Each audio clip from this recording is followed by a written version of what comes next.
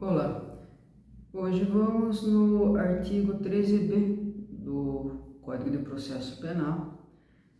Ainda ele fala: se é necessária a prevenção e a repressão dos crimes relacionados ao tráfico de pessoas, o membro do Ministério Público ou o delegado de polícia poderão requisitar, mediante autorização judicial, às empresas prestadoras de serviços de telecomunicações ou telemática que disponibilizem imediatamente os meios técnicos adequados, como sinais, informações e outros, que permitam a localização da vítima ou do suspeito do delito em curso.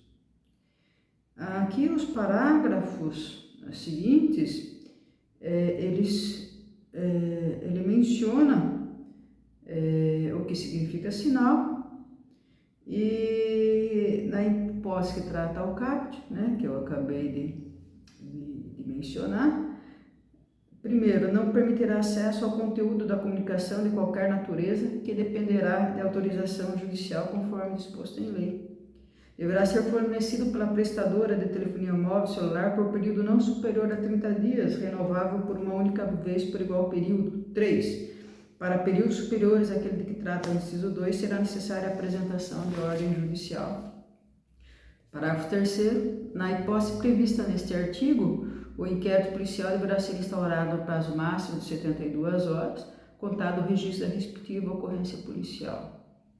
Não havendo manifestação judicial no prazo de 12 horas, a autoridade competente requisitará às empresas prestadoras de serviço de telecomunicações e ou telemática que disponibilizem imediatamente os meios técnicos adequados, como sinais, informações e outros, que permitam a localização da vítima do suspeito do delito em curso com imediata comunicação ao juiz.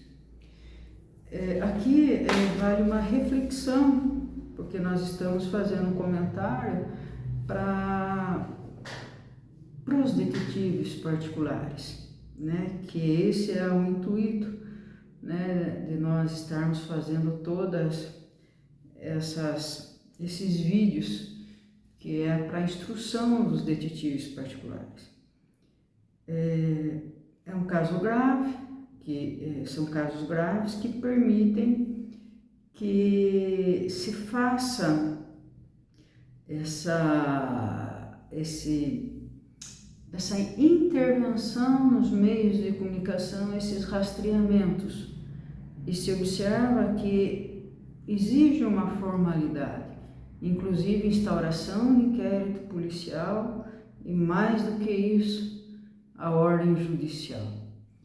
Agora, nós vemos aí muitos serviços de detetives, hackers, eles falam o seguinte, que eles conseguem informação usando dos meios de comunicação em que eles conseguem fazer o acesso ou conseguir meios de informação pela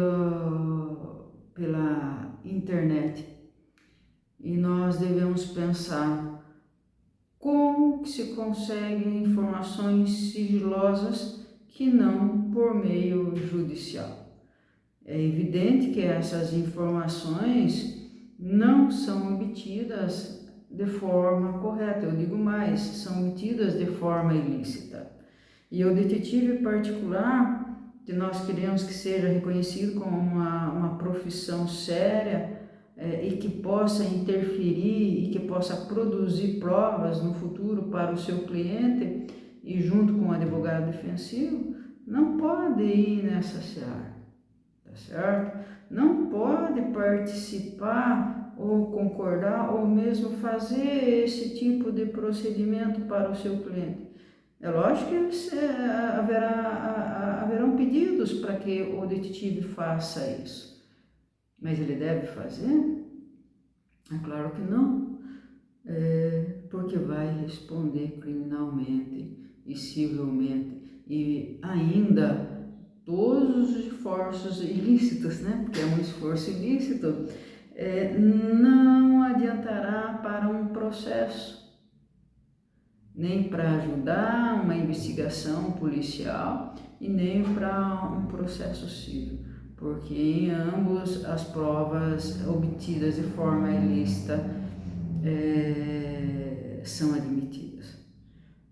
Nós vemos aí na internet vários cursos, né, que se consegue informações um prazo máximo de 24 horas, que se consegue acessar o computador de outra pessoa e consegue saber o que ela está teclando, consegue através de um programa malicioso invadir o celular do outro e saber os seus passos, ou coloca um rastreador no carro de uma pessoa, ou coloca uma câmera de vídeo. Veja, tudo tem que ser examinado e tem que ser apreciado e valorado de acordo com a legislação. Procedimentos esses não podem ser admitidos se ferem o direito e a intimidade alheia. Então, eu falo sempre que um detetive, ele às vezes pode não ser versado na área do direito, né? Ele pode ser técnico, ele pode ter outras graduações, e isso os detetives podem ter essas outras habilitações, graduações, que não do direito, evidentemente, mas tem que estar vinculados a um advogado defensivo, justamente para que ambos possam avaliar cada passo da investigação e como fazer essa prova. Ok? Então, só pela simples leitura desse artigo, né, e do anterior, que é do 13A, nós vemos que até em casos gravíssimos exige esse procedimento todo e essa ordem judicial. O que dirá então em outros casos mais simples, que às vezes nem há intervenção policial, mas mesmo assim, mesmo que não haja intervenção policial, sempre haverá questões cíveis, e que se não há questões cíveis, apenas questões de relacionamento, elas podem virar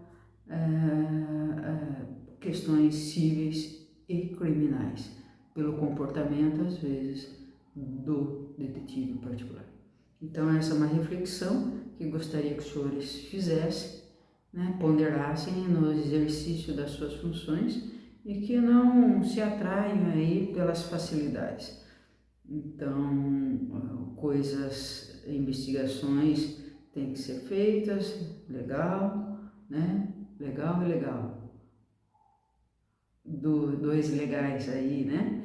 Que é no sentido de uma boa investigação e no sentido da legalidade estrita do método da investigação. Tá ok?